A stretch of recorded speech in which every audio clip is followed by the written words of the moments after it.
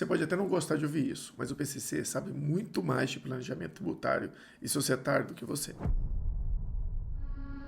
Com essa operação carbono, que foi deflagrada e mostrou o volume de dinheiro que essas operações tinham dentro de fundos de investimento, apontou várias falhas de compliance, várias falhas no processo tanto nacional de gestão de empresas, sobre recursos, sobre aplicação de recursos, sobre transação desses recursos, quanto também dentro dos próprios fundos de investimento. E eu quero te mostrar algumas coisas que ninguém está mostrando na televisão, que são muito mais sérias. Como que o seu dinheiro, se estiver aplicado num fundo de investimento sem compliance, pode ser afetado num cenário como esse. Então, sem mais delongas, sabe, eu sou o Carlos Pires, aqui no canal eu falo de planejamento, gestão, muita contabilidade estratégica, e essa é uma das pautas. Eu vou destrinchar esse processo como um todo, eu vou te mostrar várias pontas sobre planejamento tributário, sobre gestão, que você não tinha notado, e os riscos que o seu dinheiro pode correr numa operação como essa. Primeira coisa que a gente precisa entender aqui, como que essa operação estava funcionando, como que os bandidos, né, os criminosos estavam fazendo isso. Eu tenho uma operação aqui, onde eu faço venda de entorpecentes. Aqui eu gero um dinheiro que eu não consigo explicá-lo.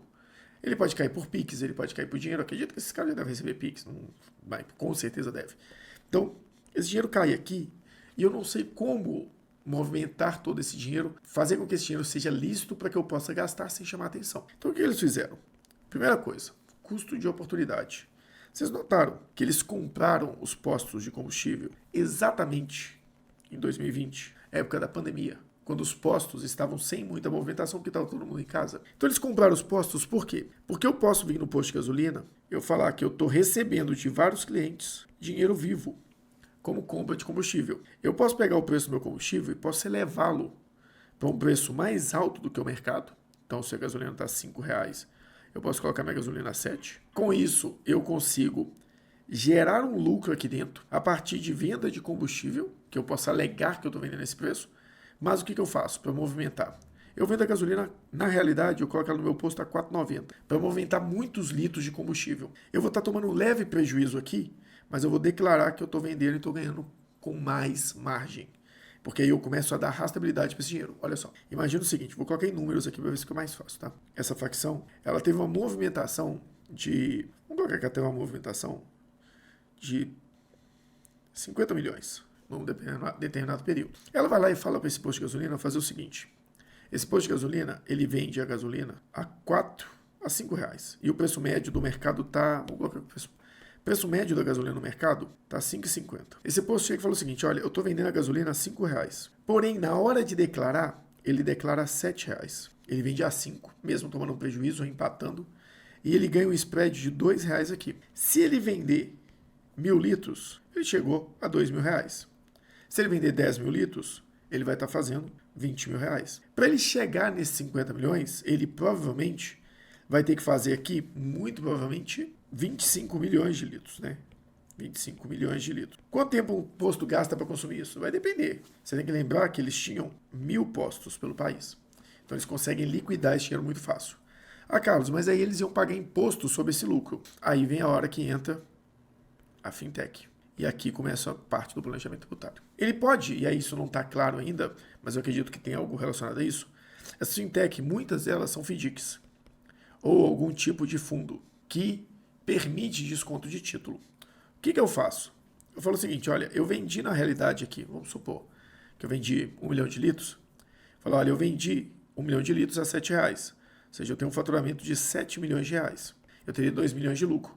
Só que eu vou chegar na fintech e falar, olha, eu preciso antecipar esse dinheiro. Você pode me pagar só 5 milhões antecipado e colocar 2 milhões como taxa? E aí esses 2 milhões viram lucro aqui da fintech? Posso sim. Aí isso é feito. Só que aí a fintech vai pagar imposto? Não, não vai. Porque a fintech ela pode estar conectada a um FIM, um fundo multimercado.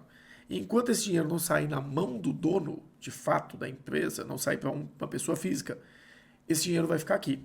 E aí eu começo a crescer esse meu fundo aqui. Quando esse fundo começou a crescer, o que eles fizeram? Começaram a comprar distribuidoras, usinas e fazendas. Porque eles começam a fechar o ciclo de toda a produção de etanol, toda a produção de combustível, né, que não é fóssil. Quando eu faço isso aqui, eu fiz o investimento aqui nessas empresas e eu posso ter sócios nessas empresas. E aí começam a entrar os famosos pessoa eu começo a ter sócios aqui dentro. E esse sócio pode receber distribuição de lucros sem dividendos. E quando ele receber distribuição de lucros sem dividendos, ele pode pegar esse dinheiro e voltar ele aqui dos donos da operação. E aqui dentro eles começaram também a fazer uma outra operação para parar de pagar impostos.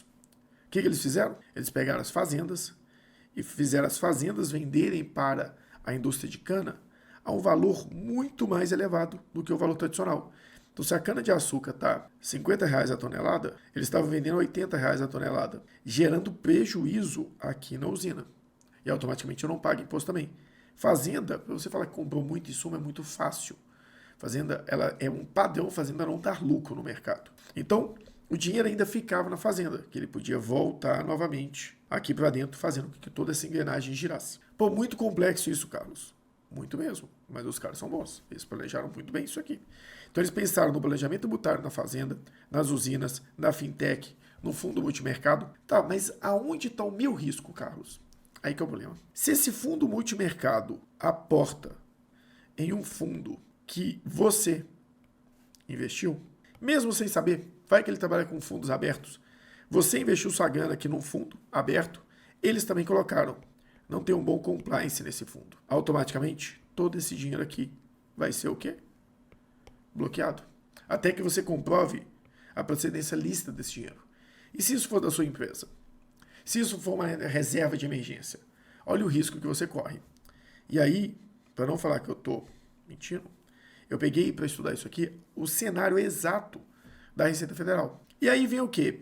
Os caras começaram a ter muita grana, muito dinheiro. E aí eles começaram a também importar combustível. O que eles fizeram na importação de combustível? Eles importavam combustível, eles começaram também a receber dinheiro do exterior. Na realidade, começaram a ter que movimentar um volume maior. Então, eles começaram a importar combustível do exterior, passar para dentro das importadoras e jogar esse combustível nas distribuidoras, onde eles sonegavam através do prejuízo, deixando aqui nos postos o lucro, ou no posto ou na própria distribuidora, e zerando esses impostos através do FDIC, onde eu tenho um fundo de direito creditório que eu posso aproveitar para deduzir a despesa que eu tive no FDIC para não pagar imposto de renda. E automaticamente esse FDIC estando conectado a um FII, esse FII pode investir, que é um fundo multimercado, pode investir em qualquer lugar. E automaticamente essa gasolina começou a dar lucro, dar movimentação, ter muito capital, e eles ainda optaram por batizar a gasolina, adulterar. Então eles não caíram somente na questão de limpar o dinheiro. Eles transformaram isso numa máquina de receita. Tanto essa quanto este cenário aqui, que explica um pouco mais daquilo que eu estava falando anteriormente. Igual eu tinha comentado, os membros da facção, aqui eles estão colocando no geral, mas eles iniciaram ali investindo em postos. Dos postos com FDIC, eles liquidaram parte do resultado. Eles podem ter usado o próprio fundo aqui que faz parte da operação deles, ou eles podem ter usado até o caixa que eles conseguiram gerar aqui, porque eles movimentavam muito caixa. E isso eles traziam dinheiro de fora da operação aqui para dentro. E isso automaticamente fez com que eles comprassem uma estrutura. Aqui, ó, fundo multimercado, tá vendo? Até que eu tinha comentado isso aqui, nem tinha visto isso ainda. Eles começaram a trabalhar com fundos imobiliários e fundos de multimercado, onde eu não tenho imposto por pagar. Então eles não pagaram o imposto desses fundos com uma movimentação e crescimento muito alto. Automaticamente, isso aqui começou a chamar atenção. E o dinheiro que saía dessas operações aqui, ele voltava para dentro da facção, retroalimentando. Só que eles ainda optaram por quê? Por adulterar a gasolina, adulterar o combustível. E isso foi chamando cada vez mais atenção. Então, é um esquema muito amplo que envolve planejamento tributário, planejamento societário, entendimento do modelo societário brasileiro, entendimento do modelo de negócio de fazendas, usina, para entender aonde eu posso apresentar uma menor rentabilidade para pagar menos imposto ainda. Além de lavar dinheiro, eles ainda deixaram de pagar imposto. Realmente, eles estão levando esse negócio muito a sério. Espero que tenha facilitado para vocês entenderem do que eu estou falando, para ficar claro qual que é o cenário desse movimento que está acontecendo no Brasil, qual que é o impacto disso no dia a dia das empresas, das operações, Isso vai ter uma vantagem competitiva muito grande agora, porque muitos, inclusive eu tenho clientes que eu estou torcendo por eles, muitos postos estavam vendendo mais barato para tomar prejuízo ou empatar, porque eles conseguiriam lavar dinheiro ali dentro, gerando lucratividade com dinheiro ilícito, e eles precisavam disso. Os postos que precisavam lucrar acabavam tendo um problema. Agora, a régua vai voltar ao normal, porque ninguém está lavando, não, ninguém não, ainda tem, né? Mas não tem tanta gente lavando dinheiro, abaixando o preço de gasolina, a competitividade volta, e aí o mercado volta a crescer, volta a acelerar. Porque esses mercados, por mais que eles sejam lucrativos, eles não estão focados no crescimento da operação, não estão focados no crescimento econômico. Eles focam muito em trazer resultado financeiro, porque o dinheiro, a economia deles vem de outro lugar. E você ter postos sérios, empresas sérias que querem fomentar isso, você vai ter muito mais possibilidade de emprego, economia girando e tudo isso.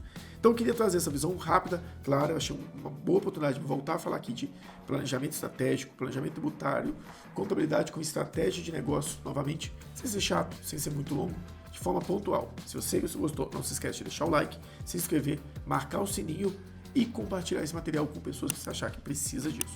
E aproveita, acompanha a gente nas redes sociais. Carlos Pires Consultor, Pro Resultado de Foco em todas as redes. E lembra, agora tem um clube de membro, onde eu deixo materiais mais robustos, mais estruturados e muito mais sofisticados. E eu cobro uma mensalidade irrisória, porque eu quero separar as pessoas que querem entender mais de gestão, planejamento, ferramentas de tecnologia, das pessoas que querem ver vídeos curtos e rápidos. Muito obrigado e até o próximo vídeo.